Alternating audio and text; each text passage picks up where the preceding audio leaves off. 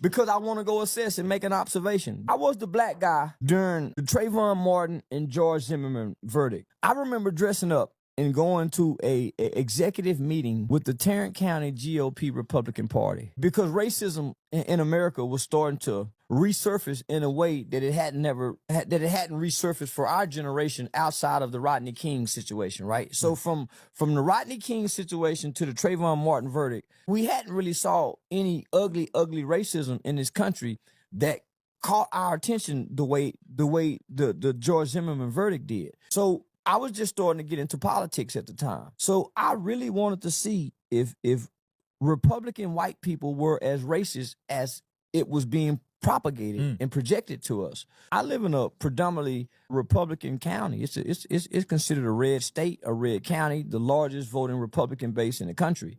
Man, I dressed up one day just like a hood nigga would look. Cocked my hat to the side with my hoodie on, my gold chain, and I went to a Republican executive meeting where they had a lot of elected officials. Greg Abbott was there, and so I was just looking, and they was just looking. Like, what this nigga doing here? And I'm looking, trying to see, well, I want to talk. I want to get on the microphone and speak because I saw that they was allowing people to speak. And I remember a guy asking me, saying, well, what do you want to say? And I told him I know the history of these two parties. And I know which party stood with black people. And I know this the party that used to embrace niggas. And that white man didn't know what to say to me when I said embrace niggas. But he was taken aback by my knowledge of history about the party. And so he gave me a card, and he was from Greg Abbott's office, which was Greg Abbott's our governor. The next day, I called the Republican Party and told them what my experience was as a black person with gold teeth in their mouth, and I was smelling like a pound of weed. So they invited me to come to the headquarters. So I went to see for myself. Is it really like this? And I saw that it's really not like that. So the South isn't racist? Very much so, but it's hidden. Just like racism is hidden in America. You can't blatantly identify racism because it's hidden. It's elusive. It's hidden in the fabrics of what America is built on. It's generational. There you go. What we think is racism is really a fucked up ideology supported by prejudice. Because the people we're calling racist is our co-workers who don't have no power over us. Racism is power. When black people, from my standpoint, man, not this group of black people, we don't know no motherfucking racism. It's hidden. Most cops aren't saying, get out the car, nigga. It's not blatant. It used to be blatant. It's hidden now. It's covert. Yeah, my grandparents were racist. They would say it, but now you don't say that word. No, man. Unless you're Ryan Garcia. Well, we all know that Charleston White, he loves to troll, right? He loves to troll the community. You know, he says that he's playing a character, he's playing a role. He gets at a lot of the negative stuff that's going on in the black community. Now, a lot of people don't like Charleston White. I'm not always the biggest fan of Charleston White either, but I'm not a hypocrite. A lot of people don't like Charleston White, but they like all the stuff that these rappers talk about, the women and the guys, right? They'll support that. They support a lot of the debaucherous behavior that go on in the community, right? So I call it out on both sides. It's some things, I think Charleston White is very intelligent when he wants to be, when he's not in character, right? But Charleston White was just talking about the Republican Party, and he said that when he went down and got around them, he knows that America's racist and a lot of it's racist, but they're not like just standoffish where they don't let you come and benefit at times, right? He said that, right? But this was before the Charlie Kirk situation went on. So now with this Charlie Kirk situation, a lot of W America is very upset with Charleston White. Aiden Ross is one of them. And Charleston White was saying that you guys don't have a problem when I was going in on my own people, going into my own community, calling out the underbelly of our class, right? Y'all supported it. You thought it was funny, right? You made money off of it. You invited me on your show. But the minute I start going in on W folks, now all of a sudden you got a problem. Now all of a sudden, you know, you think I'm despicable. I shouldn't be doing these things. So Charleston White, he just went in on W America, just like going in on them. He called out Aiden Ross. He called out, you know, all the W folks that was with him when he was going in on black folks. Now that he's going, he said, I'm a comedian. Everybody gets it. They thought it was funny when he went in on the Asians, when he went in on all these different groups. They thought it was funny. But now he's going in on just all the way in on the W folks. Charlie Kirk, he even said some disparaging things about the white, right? Check this out. Not to do that. I think somewhere in y'all Bible it says you can't put the old skin, or you can't put new and old skin. It was old skin trying to be new. So the youth voted to him because he was picking on them. I pick on the adult bullies who mislead the kids. See the difference?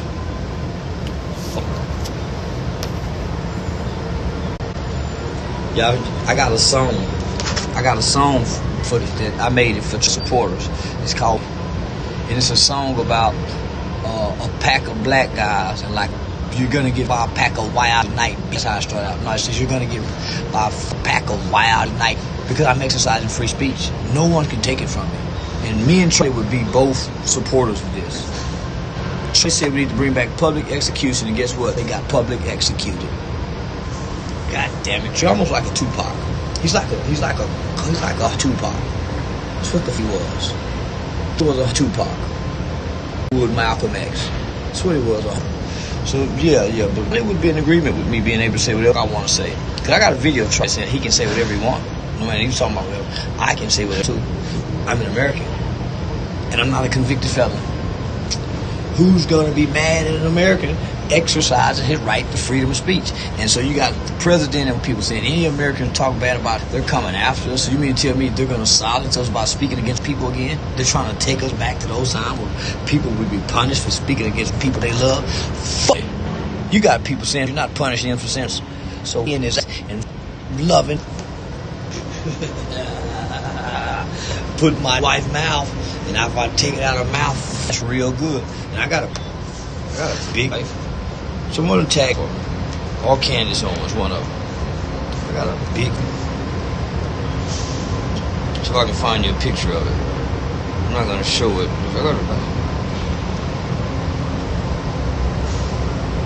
See if I can show you a picture of that. This is Twitter, and I can show it on Twitter. I got a picture of it somewhere.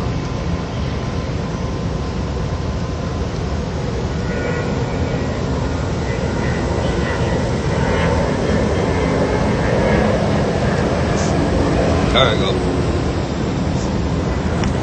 Trump played Democrat, then came over here and played dumb Republican. So you got to be clever to play Democrat. You ain't got to be too smart to play Republican. You just got to remember history and know which side to play for. Dumb. So yeah, that was Republican, Democrat, dumb. And you got to know how to play both sides. If you're stuck on one side, you're stupid. That's what made Trump so clever. He knows how to play on both sides. That's why I salute the commander-in-chief. That's where I got my game from him. I read his book. Well, I can't beat me, and I done read the book, but I know how to play on both sides. I know how to play on the liberal and the conservative. And the independent too, nigga, because I know history. I can talk history, and I can talk law, I can talk politics, and I can talk world events.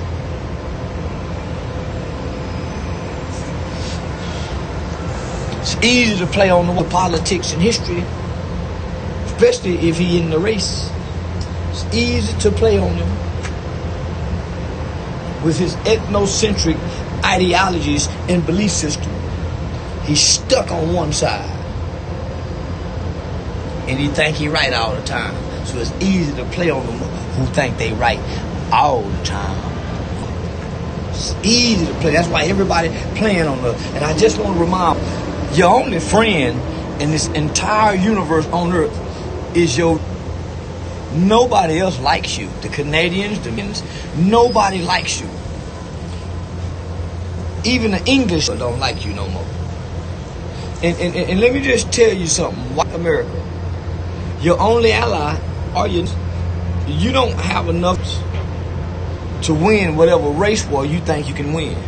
Because while you mad at China mad at y'all, how you think fentanyl getting into your country? How you think China have bought up almost 60% of real estate in the United States of America next to government buildings and main structures and entities?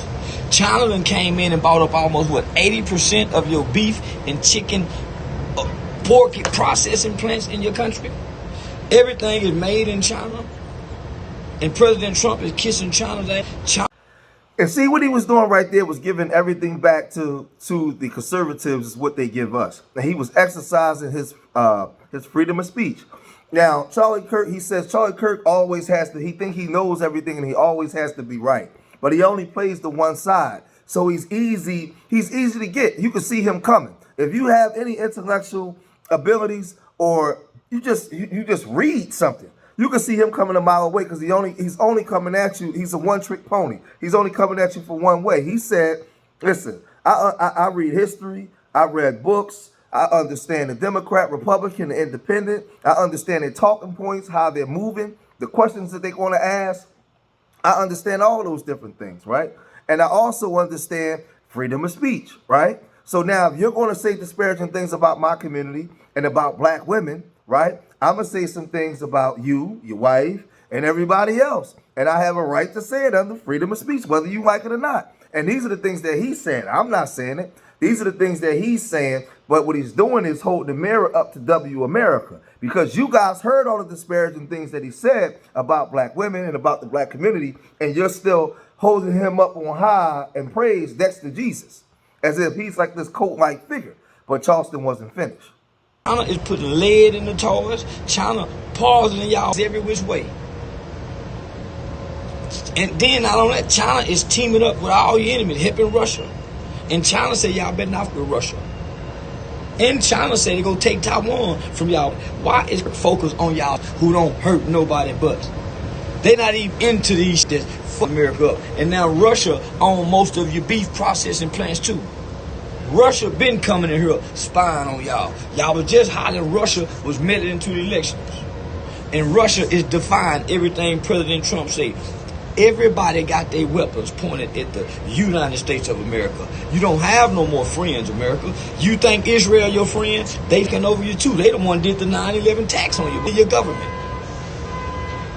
So what the fuck is running around acting like this is the problem? That ain't affecting nobody, but and the problem makes plenty of money for Wall Street. Isn't the prison industrial complex on the stock market? So what the fuck is you complaining about you for? And they bring in so much money with all this free prison labor.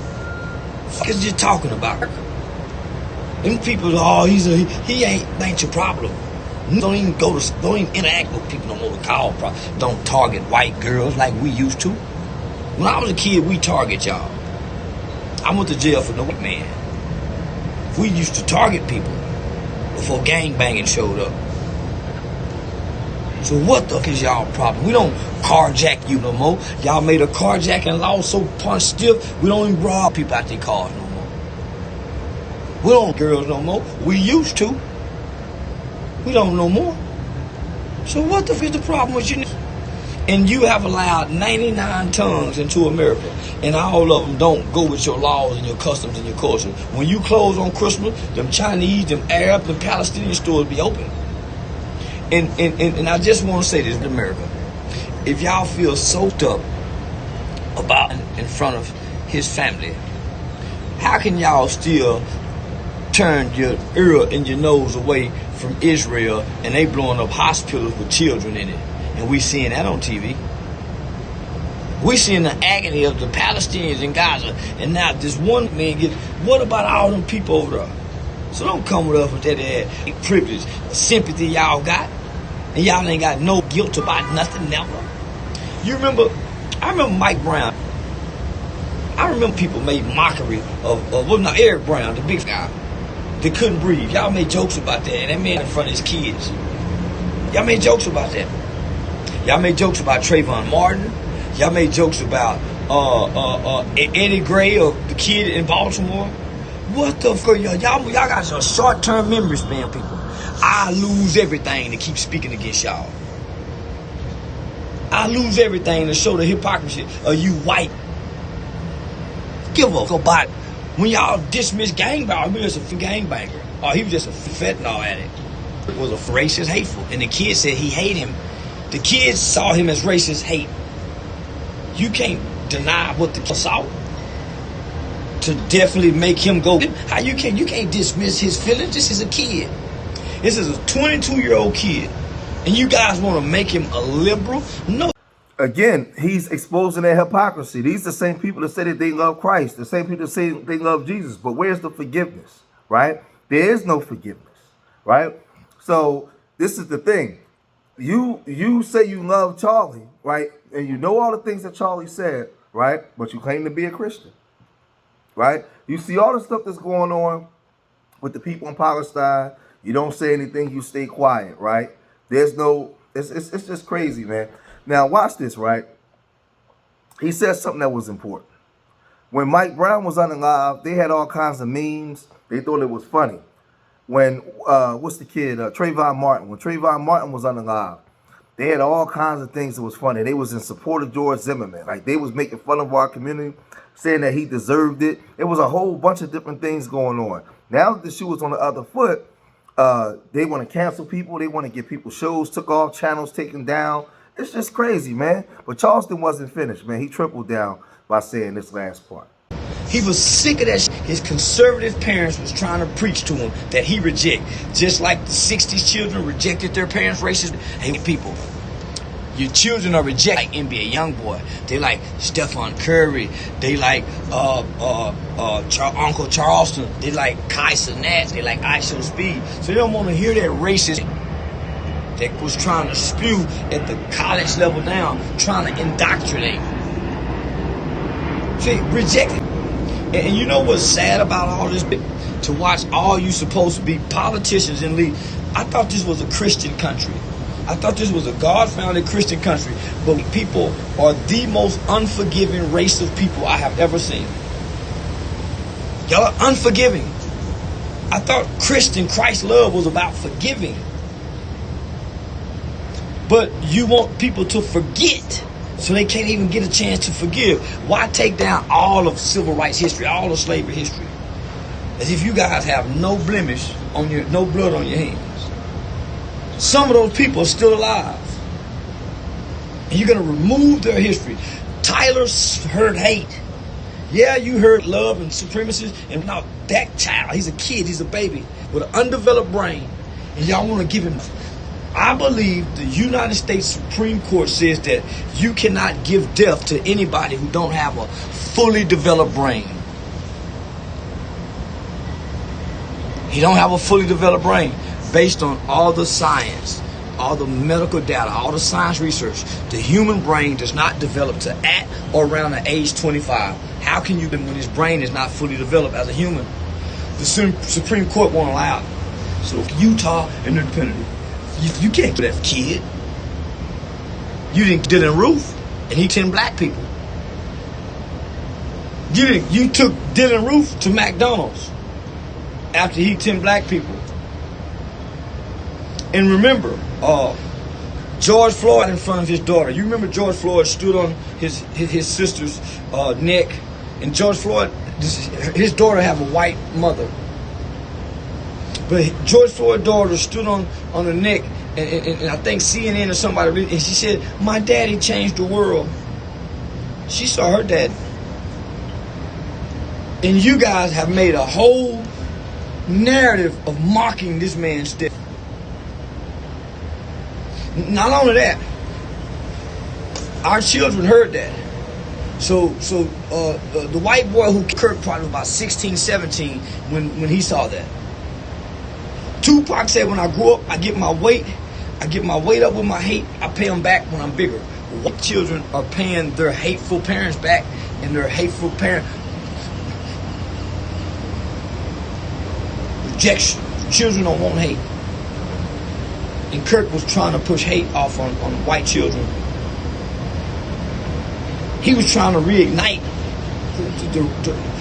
not the love of your neighbor, not the love of your brother. He was trying to separate and divide based on negative, false, screwed stats. Because it was screwed. He wasn't telling the truth. And it was hateful rhetoric. Defense. I think the right lawyer, I think this kid have a great defense. For one, undeveloped brain. The prefrontal cortex of the brain does not develop to be able to make logic and rational decisions. And if you're grown up with two parents who embrace a conservative principle, it can distort, it can retard your growth. Charleston White, he alluded to something that was good. He said that these young people, they don't want to be racist like their parents and grandparents, right? They're fans of Casanat. They're fans of I Show Speed. I watched the I Show Speed channel. I see right now he's doing a 35-city tour. He like 22 days in. Every city he go to is thousands of white people, young white people, chasing this black boy down the street just to touch his arm, giving them free meals, giving them gifts. Everywhere he go, he got to go with about 10 security guards, right? In America. This is a black boy, right? Where you have young white girls and white boys running down the street just to get next to I Show Speed. Everybody sees Casanat that's on there, but I Show Speed, he has 45 million subscribers. He tours the world. He's been going to every city. Right now, he's touring somewhere in South Dakota right now, right? He was just here in my city like 2 weeks ago. So the thing is, Charlie Kirk was another young guy going to college campuses doing the very opposite.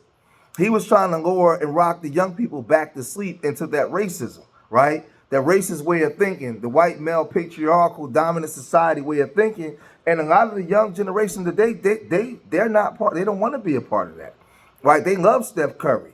They want to shoot them jump shots like Steph Curry. They love LeBron James. It's a new day with the technology. We have more access to each other today than we ever had in the past, ever. So that way of thinking and the way that this administration wants to do is not going to work. Not with today's technology. We don't live in fully segregated societies no more. We have more close proximity to each other than we ever had. So those old talking points is not going to work. It's not going to work, right? And Charlie Kirk was like an old relic coming in with old talking points. And Tyler Robinson is a young, 21, 22-year-old undeveloped brain kid that took him out, allegedly. That took him out. So like I said, this thing is, it gets real goofy. And like these people, they want to say what they want to say, but when you say the things that you want to say and you want to impart your freedom of speech, now something is a problem. They want him to get the death penalty. They want all these different things, man. It's crazy. But this was the same guy, Charlie Kirk, was saying that they should have let Derek Chauvin out of jail. Derek Chauvin should have never went to jail because he didn't cause his death. When we all saw that knee on that man's neck for 8 minutes, we saw the police officers and the professionals come to court and say that that's not the way they was trained. That was brutality. They said that under oath on the stand. This man came here and said that Derek Chauvin should be let go and charges should be dropped. That's what he said. This is your Christian. Come on, man. Like, who y'all think y'all talking to, man? Who y'all think y'all talking to? Like, no, that's exactly what he said. It is on video. He said a whole bunch of stuff, man, that was just crazy, man. And Charleston is calling it out now because W America heard everything that he said, but they don't care. They don't care. I'm white and I say so. So y'all gotta let me know what y'all think about this. Let me know what you think about what Charleston was saying, man. And like I said, I don't have to like Charleston all the time. I don't have to like a lot of things that Charleston say, but I agree with him on this topic. I agree with him here. Now, let me know what you guys think. Leave your comments in the comment section. Subscribe to Street Media TV. Remember, I love y'all. Till the next time. Peace.